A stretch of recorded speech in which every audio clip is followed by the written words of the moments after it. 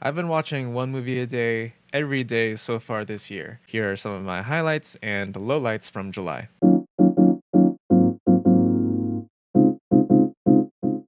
I decided to start the month off watching Titan. It's a French film. I'd heard a lot about it, especially from people talking about the movie on letterboxd, and I went into it not knowing much. Other than that, it was French made. With that in mind though, I expected it to be at least a little erotic.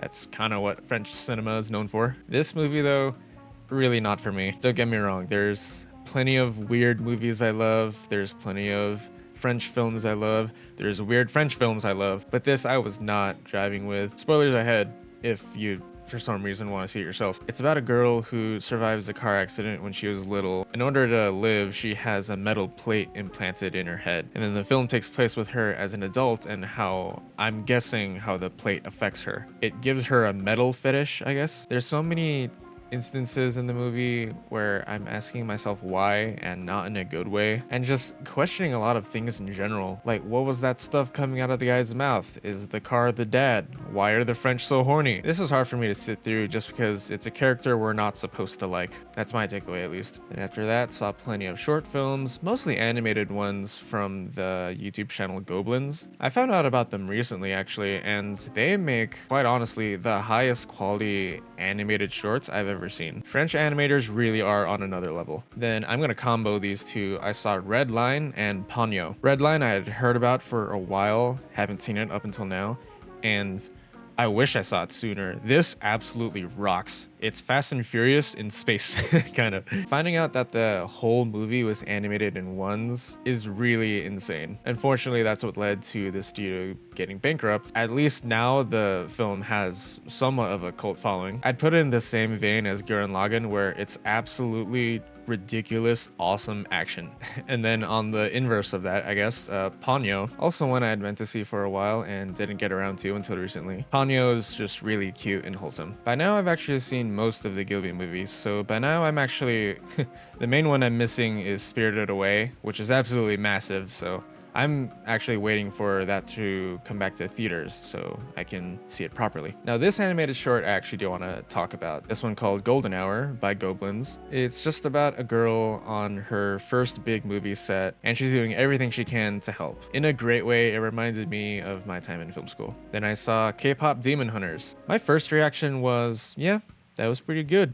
But then over the course of the following week, I found myself slowly getting obsessed. I was humming the music, I was looking at memes, I was looking at cosplays. The fandom around this movie spawned so quickly. We now have another animated movie tyrant on our hands, joining the likes of Arcane and Spider-Verse. And I saw some more short films, again from Goblins and some from the Ultra YouTube channel. Then in one day where I theater hopped, cause, you know, gotta get value out of your movie ticket, I saw Superman and 28 Years Later, which was quite tonal whiplash, if I'm gonna be honest. Superman, I thought was pretty good. I do love that it's a very contained story. It's not packed with references, and it's not overtly trying to set up a whole universe. Like, at no point in the movie did I get the feeling where the movie went, this is the first of many, we're establishing a whole new franchise out of this. If I saw this on its own without knowing of the larger DCEU, I'd probably think, yeah, that was a fine Superman movie.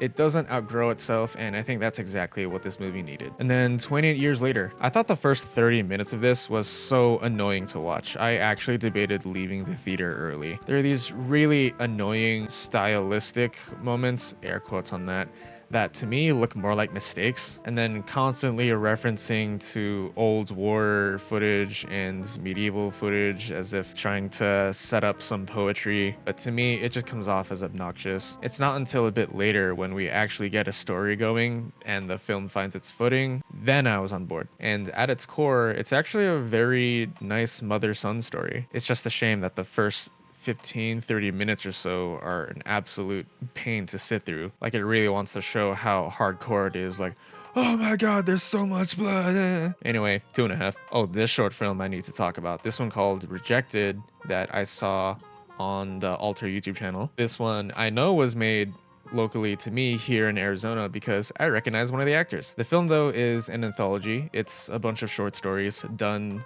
sort of Tales from the Crypt style, and it absolutely rocks. I love each of the stories. The practical effects are so fun. I love the way they do the retro style here. It actually fits, and it's not like they're doing it just because they can. Please go see it. It's actually so fun in a campy way. And then to close it, some more short films, and then the last features I saw were both from Celine Song. First was Past Lives. This I thought was absolutely lovely. It really fights all cliches, and by the end, it really feels like a gut punch. It's just real life presented through a movie lens, and it's really captivating. And lastly, Materialists. I liked this one a bit less than Past Lives, but I still really enjoyed it. If Past Lives was just reality shown through film, then Materialists is Celine Song's Hollywood story. Falls victim to cliche a bit, but here it's so flowery and cute.